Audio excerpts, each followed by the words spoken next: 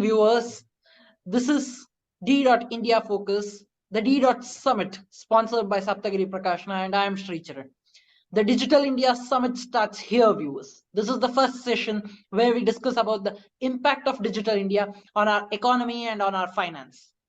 I have a wonderful guest with me this day for the first session.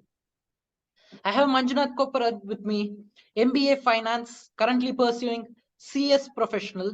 He has around 20 years of professional experience and specialized in TDS related matters and stock markets. Welcome, sir. A hearty welcome to you to this wonderful session and to the first summit of D.Network. Oh, thank you, Sricharan. It has been almost 5 months now. We met during budget session. Yes, okay, sir. Yes. I think you're on taking good time to develop your skills in media.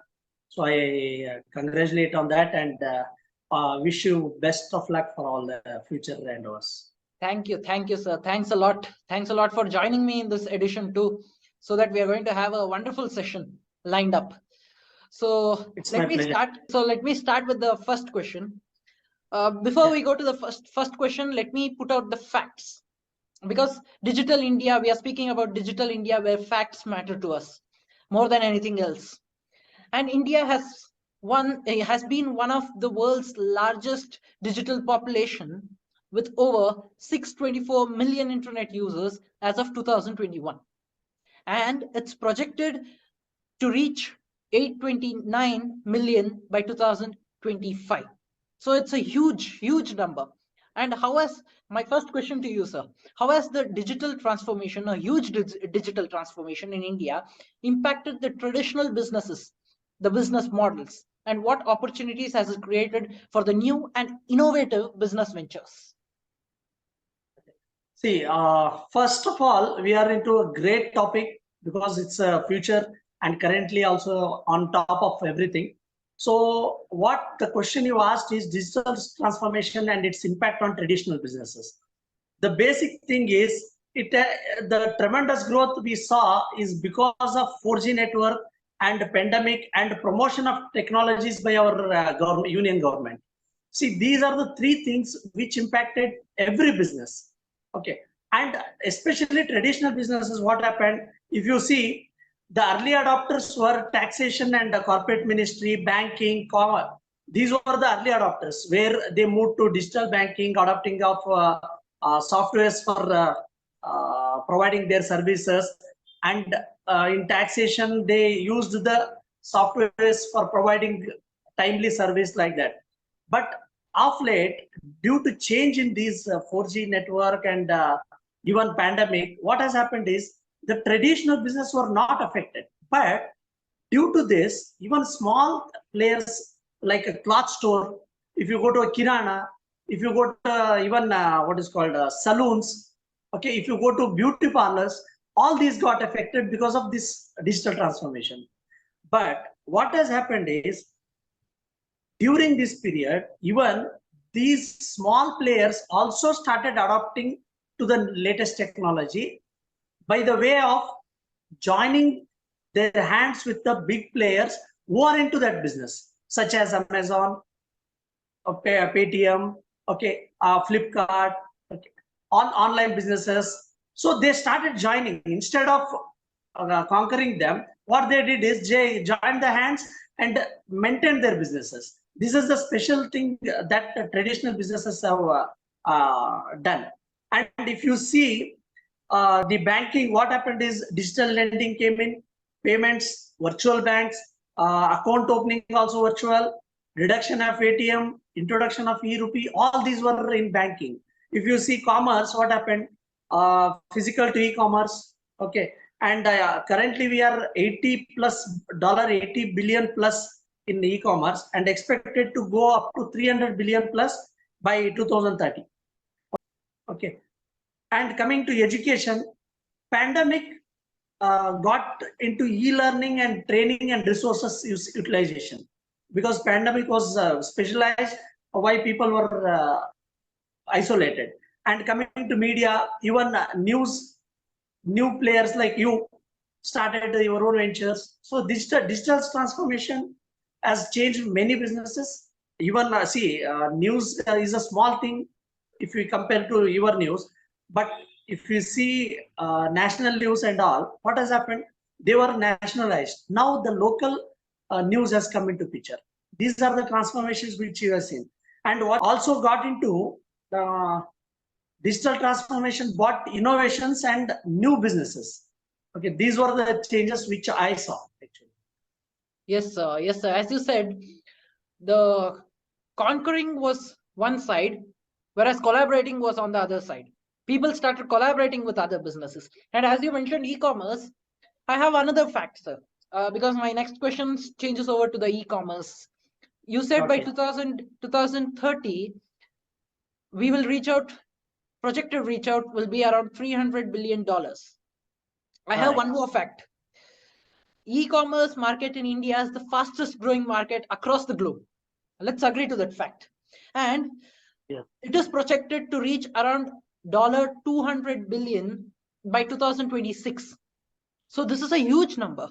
This is a very huge number when it comes. Now, how has the availability and affordability of internet connectivity in India influenced the growth of digital businesses? Because that becomes the major point.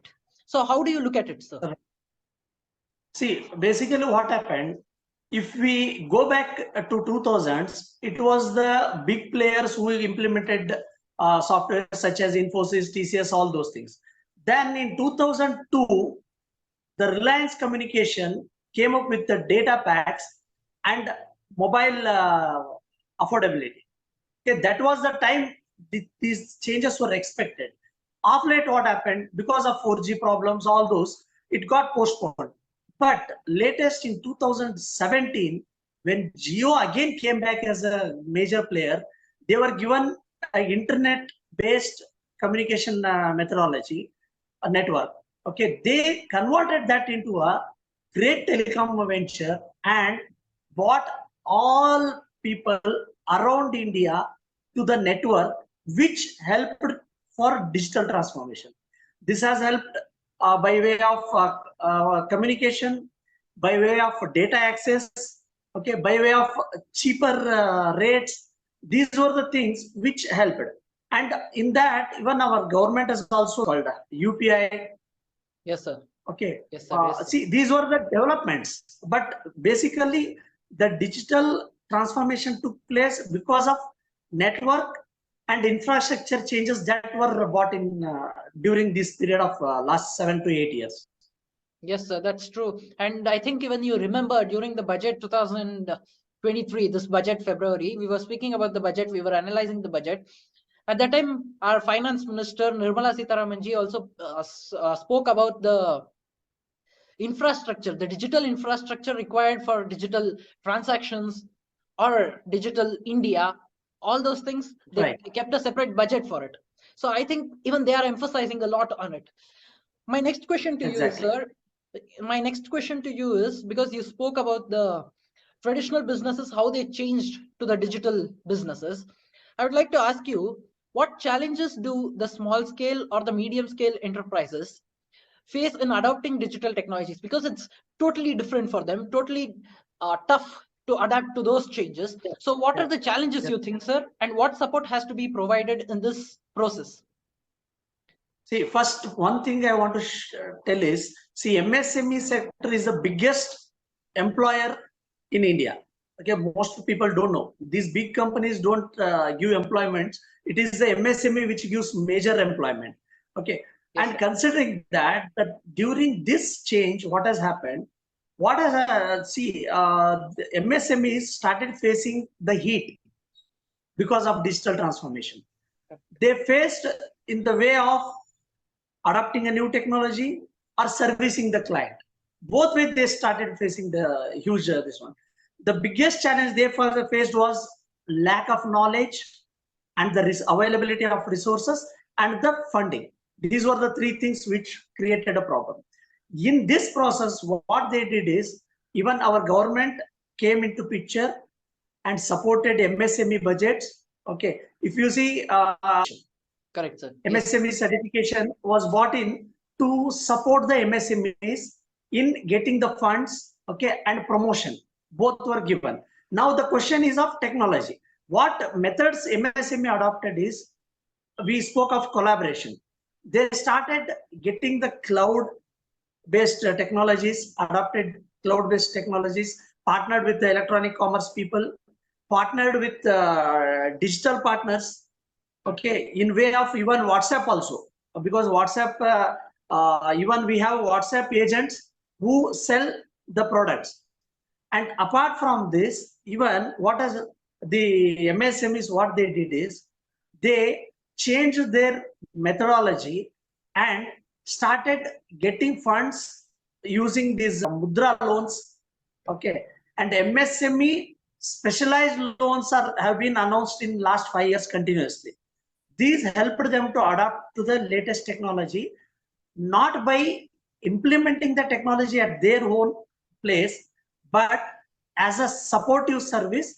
Like you are aware of this, what is called SaaS, Yes, software yes. as a service, SaaS based. See, what they did is adapted SaaS based, so that they need not implement on heavily on infrastructure like servers, computers. Instead, they adopted through mobiles, existing systems, and moved on to the change.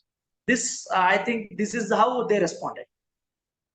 That's a good point. So that's a valid point, because that change was difficult for them, as you said, but the change had to be adapted because they had to go through that journey. And my next question to you is, as you're speaking about the infrastructure, the digital infrastructure such as the SaaS, I would like to ask you, how has the digital infrastructure in India evolved? Because I also spoke about the budget. So how has it evolved to support the growth of digital businesses, and what further improvements are needed to accelerate this progress? See, whenever some new things come in, it is the infrastructure, okay, it is the market, okay, it is the consumer, okay, it is the finance, see, and the government and role of government. All the, apart from this, even the complications that come into picture, all these are part of any new venture.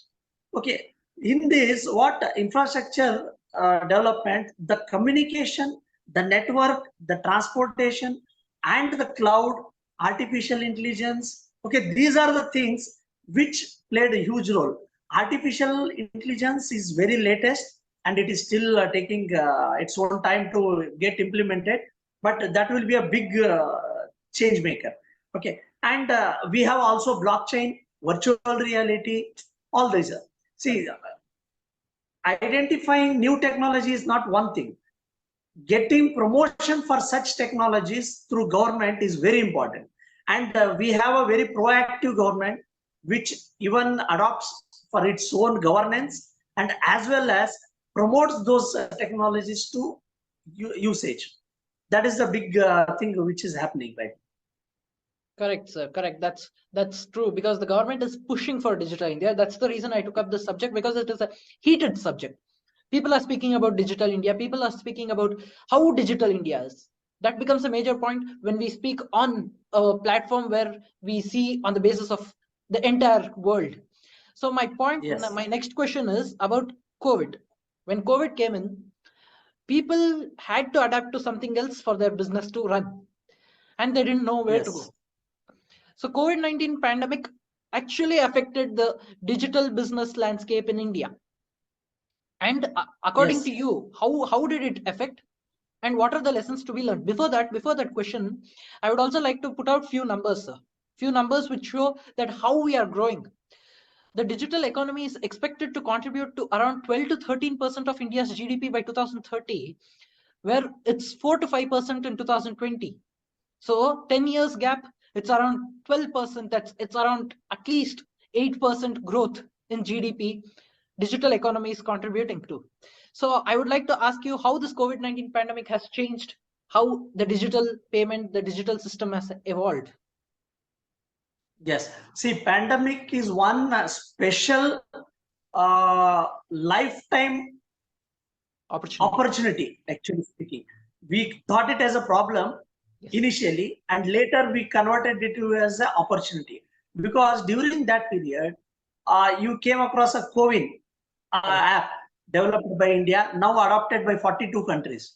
It's a big thing. Okay, and during this period, even UPI payment was adopted heavily. Okay, these were major things which happened. What happened during, first of all, human beings are social beings. Yes. Okay, they found innovative ideas to communicate and network. Okay, this created a lot of new ways, new innovative things, such as like in education, people started thinking of e-learning. Otherwise, people were not happy to do that. And see, right now we are coming up with meeting. Okay, this is also a great contribution of pandemic. Okay, Zoom meetings. Okay, and even these were the heavily adopted during that period. And moreover, people started finding new ways to change their lifestyle and also parallelly adopt this thing. And in this, major role played by was the telecom players who gave data in a very affordable way. Otherwise, I think it wouldn't have been possible. That's true, sir. Now you spoke about the UPI in the previous question too. So I would like to ask about the UPI, the growth of UPI actually. Now, according to you, how are the digital payment platforms such as UPI and mobile wallets, Google Pay, Phone Pay, revolutionizing the way financial transactions are conducted in India? Because many of them in those previous days, that's pre-pandemic, used to say that people won't carry mobiles for, that's mobile wallet for transactions. Right. But now the major amount of transactions take place from this. I would also like to point out that in 2021, 3 billion transactions per month. India crossed 3 billion transactions per month, and that's a huge record we have created. So I feel that it's important for digital payment platforms to come up, and how good it comes up is a point. But my question to you is, sir, how are digital payment platforms and e-wallets revolutionizing the way of financial transactions? Okay, one thing is, see, Digital India initiative that was taken up by our government, union government, was much ahead of pandemic. So it was in the year 2018-19 which started, and we were ahead of others. That helped us to come up with all these wallets and even UPI. And what happened is UPI changed the way people carry cash. Instead of carrying cash, pandemic, what it did, there was a non-touch transaction that happened, and during that period, we should thank this PhonePe and Paytm and BMAP for providing services throughout nation, and even it reached to a smallest vendor like tender coconut vendors also, even bhaji stalls, even idli stores, okay, even a small players. Okay, the wallets, usage of wallet came to a smallest players. Okay, now UPI, what has happened is, in if you see in 2018 it was $1 trillion, 1 trillion rupees. Okay, right now in 2022 it was 84 trillion rupees, and 2023 it is 139 trillion rupees. So imagine the number of times it has grown. And earlier what we used to see, it was adopted as a convenience during COVID, but later it became a habit. Like earlier when WhatsApp came in, WhatsApp was a communication tool which was used. Later it started as becoming a business tool. Even Facebook, again same. Instagram, again same. See, these technologies came as a communication, and later as time went on, people started identifying the growth prospects and started their own network and started promoting their businesses. And during this period, UPI helped for payments, especially if you see, for example, if we say for utility payments. Yes. Earlier, it was internet banking, cash were the only options. Now you have UPI payment, you have QR codes, you have what is called wallet payments. Okay, Correct. you have link payments, you have WhatsApp payments. See, this is the way how it has transformed. I think because of UPI, the major economical changes that we are seeing and the fast growth that we are seeing is because of this. And interestingly, even we should thank note ban for this, because during that note ban, again this got promoted. True, sir. True. That's true. And as you said, the Digital India initiative, it was pre-pandemic, but we had a long-term goal set by our Prime Minister Narendra Modi ji. It was announced on July 1st, 2015. And now my Exactly. question comes down to the Digital India initiative. How has the implementation of the Digital India initiative contributed to the financial inclusion and access to banking services for the unbanked population? There were a lot unbanked population in India, but now many of them are using banks. So how do you think this implementation impacted it? And of late, what happened due to UPI, people first, because of easy availability of Paytm and PhonePe, everybody downloaded, and again GPay came in, again everybody downloaded. Okay, what happened during this period? The adoption rate gone up very high. And interestingly, as we are a younger nation in the world, we have a very young population in India. Younger generation adopted this technology very fast, and due to this, what happened? People started transacting through these UPI payments. And Digital India initiative helped even banks to adopt digital technologies and provide services and newer methods for transactions. Okay, this helped for net banking. This helped again in UPI payments, wallets, and all. Apart from that, financial inclusion was due to the Aadhaar and Jandan account. See, earlier the technology was adopted by all tech known people or little educated people.